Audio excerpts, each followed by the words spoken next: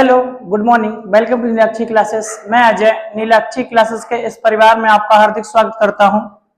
Dear student, मैं last classes में chapter number 2 polynomials के बहुत सारे टॉपिक्स को कर चुका हूं, बहुत सारे क्वेश्चन कर चुका हूं। डियर स्टूडेंट, मैं इस टाइम पे क्वेश्चन नंबर 2 की बात करने वाला हूं, जिसमें एक्सरसाइज नंबर 2.V आपकी चल रही है और उसी को मैं कंटिन्यू करूंगा। तो आ जाइए, फटाफट जुड़ जाइए, अपने दोस्तों को, अपने भाइयों को इत्यादि, मेरे बच्चों जो भी आपके कांटेक्ट में हो उन सबको इस वीडियो को शेयर कर दीजिए और आ जाइए फटाफट क्लासेस में।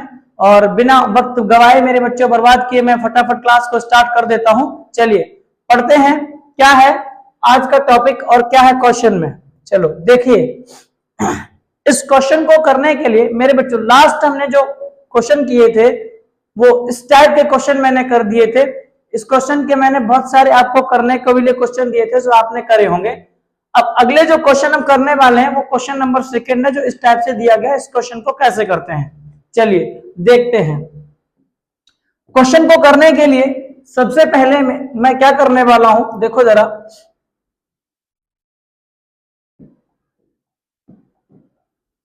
इस क्वेश्चन को हमने लिखा, पहला क्वेश्चन करने चल रहे हैं, जहां में लिखा है 4u² + 8u। यहां लिखा मैंने माना बहुपद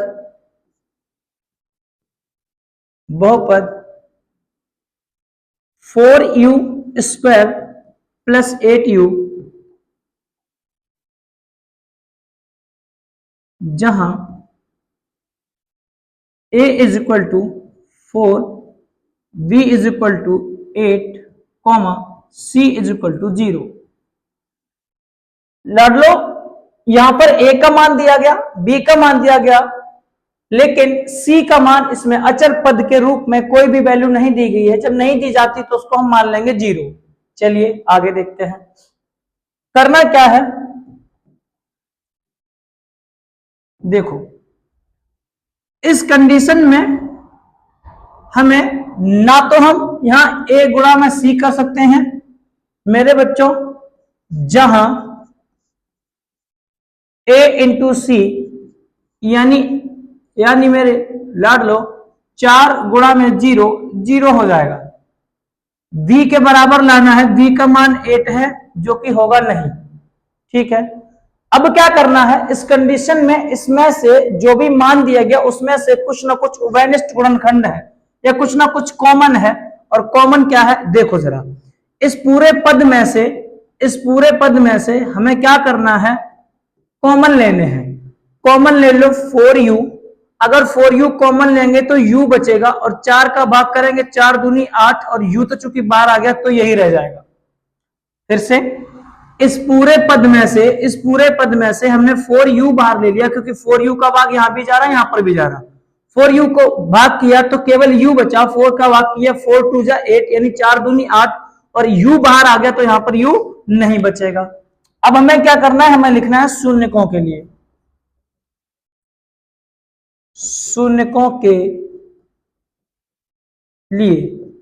f(x) = 0।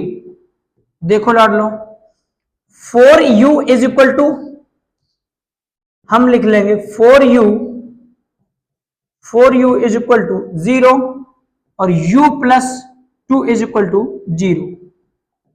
अगर ये 4 इस तरफ लेके चलते हैं, जो यहां पर मल्टीप्लाई में इधर डिवाइड में चले जाएंगे, तो डिवाइड कर दो 4 का, डिवाइड करेंगे तो u = कितना आ जाएगा, 0 आ जाएगा। u = कितना आ जाएगा, 0 आ जाएगा। देखो आगे, अगर यही कंडीशन इसके साथ करते हैं, एक और शून्य दिया गया तो u = 2 जो है उधर जाएंगे मेरे लाड लो, किसके हो जाएंगे, माइनस के हो जाएंगे। हो गए शून्य 2 आ गए, कौन कौन से, एक u का मान आया 0 और एक आया -2, जहां मैं लिख दूं अल्फा = 0 एंड बीटा = -2। चले, अब हमें क्या करना है, इस क्वेश्चन में आगे हमसे कहा है तथा शून्यकों के गुणांक के बीच की सत्यता की जांच भी करिए। चलो संबंध की सत्यता की जांच करनी है, कैसे? देखो, सत्यता की जांच करने के लिए हमने दो मेथड पढ़ाए थे आपको। हमें करना है क्या? सत्यता की जांच करनी है। और सत्यता की जांच करने के लिए दो मेथड हमने आपको पढ़ा रखे हैं, दो तरीके हमने आपको पढ़ा रखे हैं। क्या सत्यता की जांच की जाती? पहली कंडीशन में हमने आपको पढ़ाया था शून्यकों का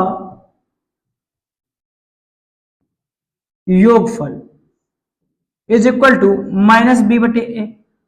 अगर मैंने यहां पर शून्य अल्फा और बीटा ले लिए तो हम लिखेंगे क्या? Alpha plus beta is equal to minus b बटे ए।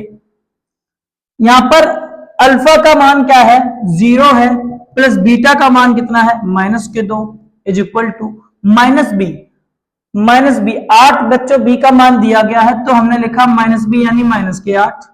ए का मान कितना दिया है? ए का मान हमने देखा है 4, तो हम क्या लिख देंगे? 4। -2 में 0 जोड़ेंगे, -2 आ जाएगा। 4 से इसको डिवाइड कर देंगे, वापस से -2 आ जाएगा। यानी मेरे लाडलो देखो जरा, left hand side is equal to right hand side. पहली कंडीशन सेटिस्फाई हुई। पहली कंडीशन में शून्यकों का योग भी -2 है और उसके फॉर्मूले से जो भी मान आ रहा वो भी -2 है, यानी ये बात सत्य हो गई कि हाँ, ये जो शून्यक निकले हैं वो इसी द्विघात बहुपद के ही शून्यक हैं। अगली एक और कंडीशन है, उसको भी सेटिस्फाई करते हैं, उसकी भी जांच कर देते हैं। देखो जरा, सेकंड कंडीशन, शून्यकों का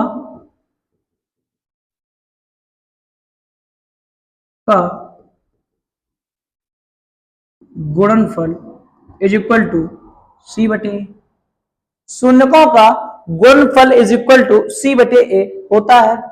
शून्यक अल्फा बीटा लिए हैं तो अल्फा इंटू बीटा लिखा, बराबर में सी बटे ए लिख दिया। अल्फा बीटा किया तो अल्फा बीटा मल्टीप्लाई में सी बटे a. Alpha beta is equal to c का मान क्या है? सी का मान क्या है बेटा? सी का मान क्या है स्टूडेंट्स? मेरे लाडलो क्या है? 0 है। तो यहां हमने क्या लिख दिया? 0। ए का मान कितना है? ए का मान कितना है? ए का मान कितना है? ये रहा, ए का मान है 4। ठीक है। अल्फा इंटू बीटा, अल्फा का मान क्या है? 0 है। बीटा का मान कितना है? -2 है।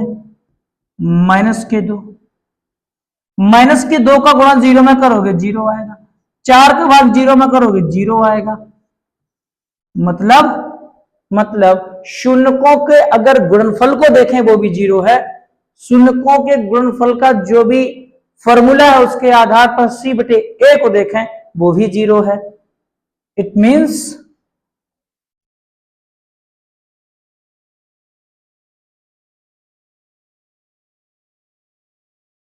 Left hand side is equal to right hand side.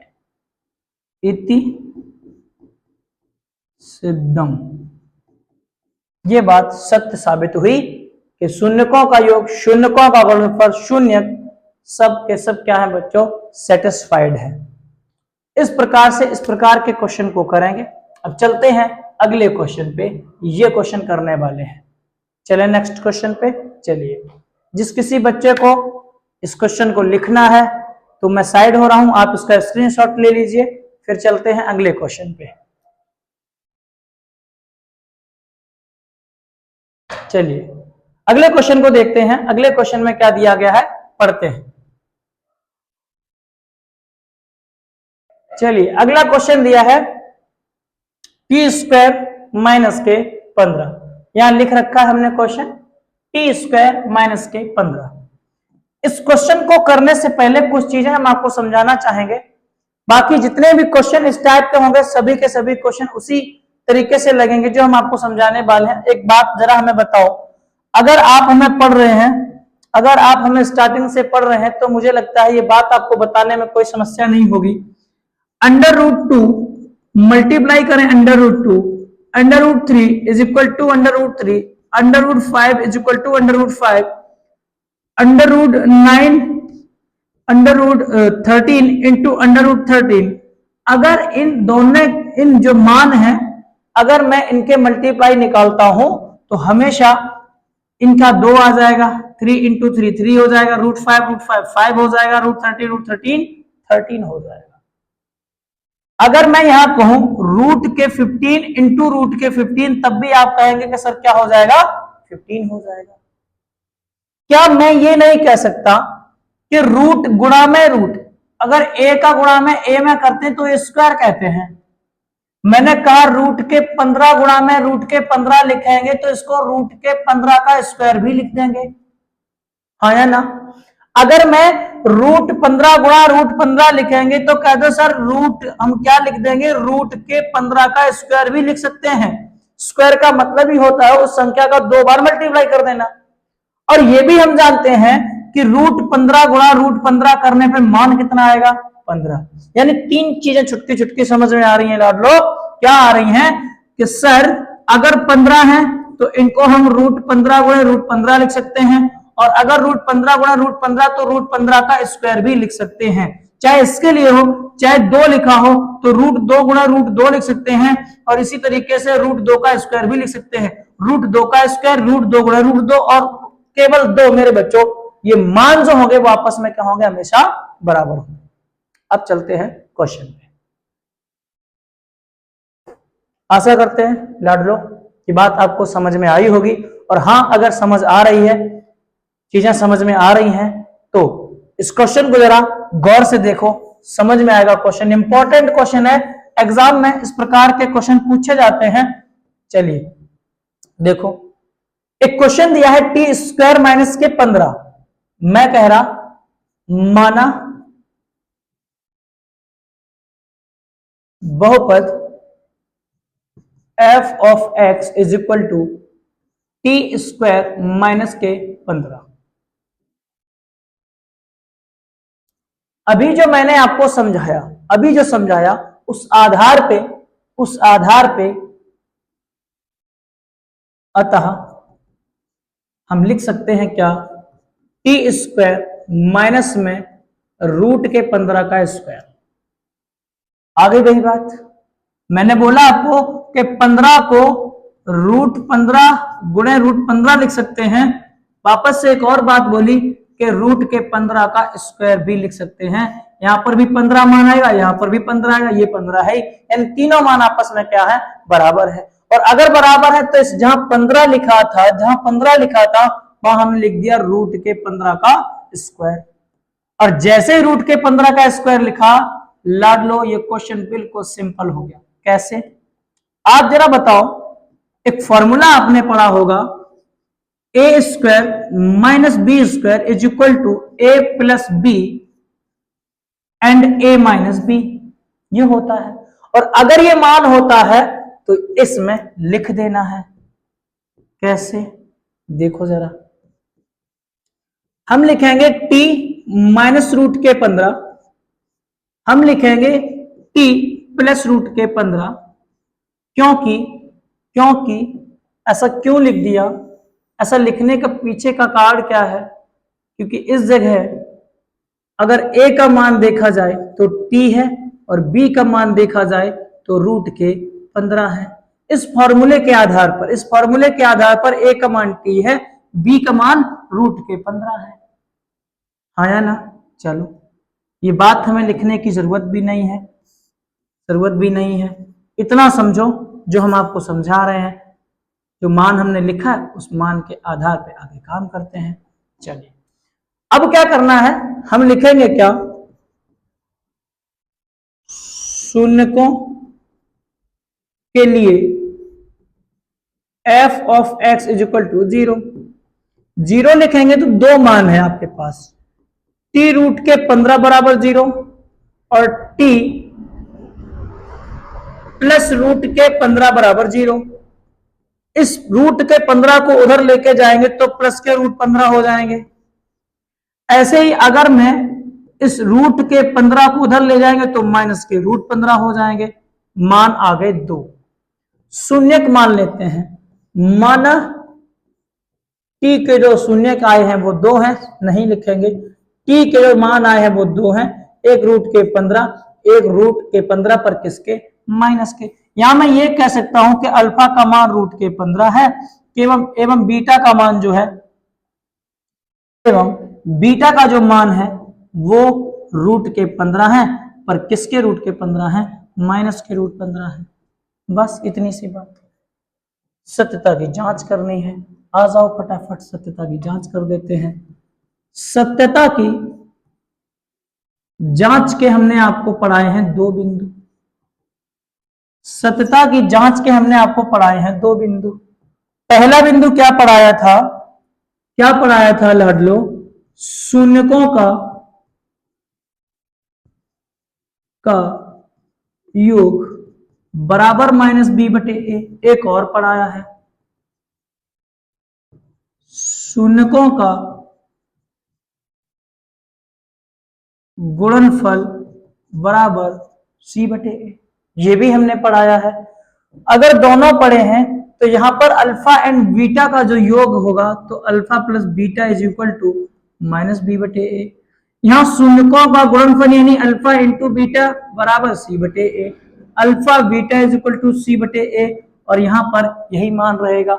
अच्छा, यहां पर इस जगह देखो, इस द्विघात बहुपद में यहां लिख दो, जहां a is equal to 1, b is equal to minus के रूट के 15, नहीं sorry only 15, b is equal to minus के कितने 15, पर c इज इक्वल टू क्या है, 0 है, 0 है। चलो आगे देखो जरा, इसमें मान रख दो अल्फा प्लस बीटा, अल्फा का मान रूट के 15 प्लस माइनस के रूट के 15 इज इक्वल टू b का मान माइनस के 15 और a का मान 1, a का मान 1, एक बार प्लस के रूट 15, एक बार माइनस के रूट के 15।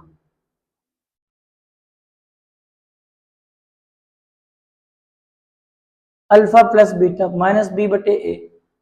अच्छा, एक गलती सुनना बच्चों, जहां हम कह रहे हैं इस जगह देखो जरा, इस जगह b का मान और c का मान, इन दोनों मानों को देखो, यहां तक किया, यहां तक कर दिया। जहां a का मान कितना 1, b का मान क्या होगा, कहना सर 0, c मान चूंकि अचर है तो इसका मान कितना है 15, वो भी किसके, माइनस के।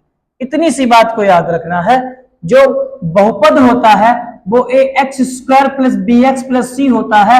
एक्स स्क्वायर का गुणांक a होता है और x का गुणांक b होता है। अचर पद जो है वो c होता है। इसमें बच्चों एक्स स्क्वायर का गुणांक यानी टी स्क्वायर का गुणांक दिया गया, अचर पद दिया गया, पर टी का गुणांक नहीं दिया गया, और ना देने के कंडीशन में हम उसको क्या मान लेंगे, 0। चले आगे, अब चलो, अब लिखो, आओ देखो, अल्फा बीटा मान रखो, अल्फा का मान रूट के 15 प्लस में माइनस में रूट के 15 is equal to minus b का मान फटाफट रख दो कि सर 0 है, बटे 1 भाग करेंगे 0, मल्टीप्लाई इंटू ऐड कर दीजिए, माइनस में रूट के 15, रूट 15 कट गए, बचे क्या, 0 माइनस 0, 0 बराबर 0। LHS and RHS are equal मेरे बच्चों, तो दोनों के दोनों मान आपस में क्या है, बराबर है। अगली कंडीशन में चलते हैं, इसको देखते हैं। अल्फा इंटू बीटा, अल्फा का मान कितना दिया है, रूट के 15 प्लस के और रूट के 15 माइनस के। अल्फा का मान है रूट के 15 प्लस के और माइनस में रूट के 15, और इस जगह सी का मान कितना दिया गया है, सी का मान माइनस के 15 बटे में 1।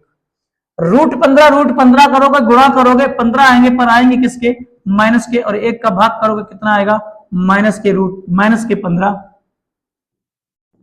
यानी LHS is equal to RHS। कहानी खत्म, कहानी खल्लास। आशा करते हैं मेरे बच्चों आपको ये जो क्वेश्चन है, मेरे लाडलो प्यारे प्यारे बच्चों, ये जो क्वेश्चन है वो आपको बहुत बढ़िया से समझ में आया होगा। इस क्वेश्चन को समझने में आपको कोई तकलीफ नहीं हुई होगी। यहां पर रूट के 15 का स्क्वायर कैसे लिखा गया वो भी आपको मैंने समझा दिया है। अब आपसे एक निवेदन है, एक क्वेश्चन हम आपको दे रहे हैं, इस क्वेश्चन को आप एक बार ट्राई करेंगे, और जो भी आपके आंसर्स आएंगे उन आंसर्स को आप कमेंट करेंगे, एक्स स्क्वायर माइनस 3। इसके पहले बच्चों क्या करना है, पहले शून्यकों को ज्ञात करना है, शून्य ज्ञात करें पहली बात, और दूसरी बात में क्या है, करें सत्यता की जांच।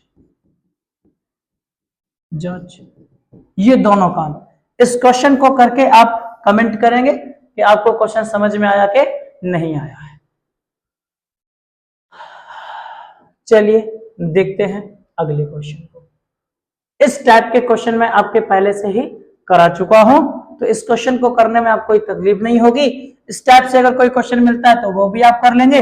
इस प्रकार का एक क्वेश्चन मैंने आपका करा दिया है और एक क्वेश्चन हमने आपको दे भी दिया है कि सर इसको आप करके लाइए, है ना लाडलो, इसको आप करके लाइए और कमेंट हमें कर दीजिए। मुझे आस है, मुझे भरोसा है कि आपको मेरे द्वारा पढ़ाया गया ये मैथ समझ में आ रहा होगा, और अगर आ रहा है बच्चों तो आपका जो कर्तव्य बनता है मेरे लिए, मुझे सपोर्ट करने के लिए, मेरा हौसला बढ़ाने के लिए आपका सपोर्ट जरूरी भी है मेरे लिए। तो आप एक कमेंट कर दीजिए, लाइक कर दीजिए और इस वीडियो को अपने दोस्तों में, यारों में, या जिसको भी इसकी नीड है उसको कृपया करके शेयर कर दीजिए। आपका बहुत बहुत शुक्रिया। अगर आप ऐसा करते हैं तो उसके लिए मैं आपको तहे दिल से धन्यवाद भी ज्ञापित करता हूं और करूंगा भी। चलिए, मुझे लगता है आज का वीडियो यहीं समाप्त करना चाहिए। अगले दिन हम फिर मिलेंगे एक नए वीडियो के साथ, एक नया सेशन, एक नई चीजों के साथ जुड़ेंगे। बहुत बहुत धन्यवाद, ख्याल रखिए, मस्त रहिए। जय हिंद, जय भारत मेरे लाडलो।